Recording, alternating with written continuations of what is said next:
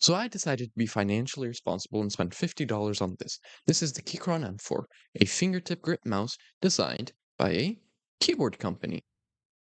And what's crazy is it's actually pretty good. Now, why would I choose this over something a little more normal, like a Dharma Shark M5, or just a completely normal mouse, like a VXCR1?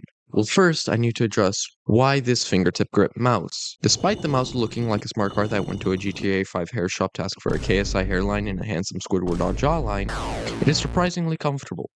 Which is weird because in the past I've complained about skinny waists on mice, like the Attack Shark X3.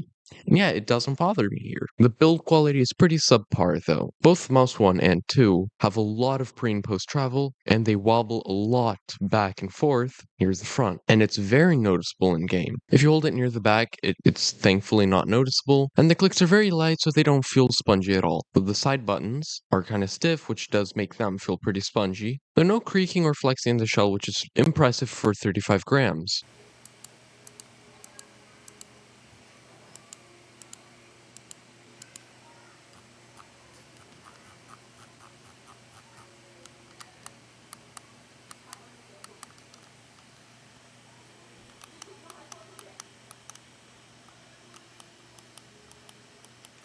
And the skates pair really well with the weight.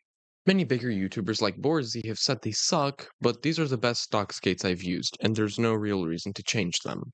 So yeah, really all I'm going to say is that the skates are not the best out of the box. But why would someone want to buy a fingertip mouse over, well, something a little more normal? Well, first we need to establish that this mouse isn't for anyone. It's aimed towards the people who play competitive, fast-paced FPS games. Examples are Overwatch, Gunfire Reborn, Marvel Rivals, and pretty much any Quake or Halo game. That being said, this mouse will not be very good for Counter-Strike, Valorant, and other tech shooters as it's less accurate. The idea behind these mice is that you don't need the whole mouse when playing fast-paced shooters, as it's less about accuracy and more about speed. So why not just chop off the back and have the weight? That's pretty much the design philosophy behind these mice. So it should be noted that you can still be extremely accurate with a fingertip mouse, you just need some practice. And for some people like me, you won't even need to practice, as you will adjust instantly, and maybe even get better. Within the first 3 days of owning this mouse, I broke my grid shot personal best and massively improved its tracking.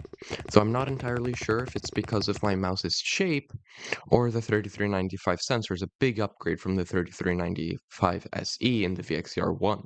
It also helps that I don't have to constantly worry about battery life and can focus on aim training instead because there's 67 hours of battery life, which is insane for a mouse this small and light.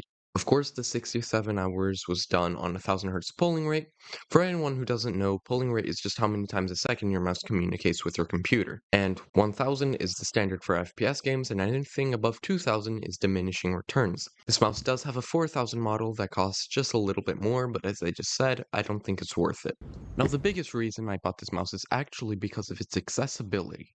If we look at the price of the Dharma Shark M5 on Amazon here in Brazil, it costs 600 reais or $102 US without tax, and 2 fucking months of shipping. If we look at the Keychron M4 on Keychron's own Brazilian website, absolute Chad move from Keychron, it costs 530 reais or $90 US, including tax, and only 2 weeks of shipping. Keep in mind, both the Keychron M4 and Darmo Shark M5 are supposed to cost around $50, but due to taxes, obviously one was affected a lot more than the other. For anyone interested in this mouse, all of the prices will be down below in the description. Thanks for watching and please consider subscribing.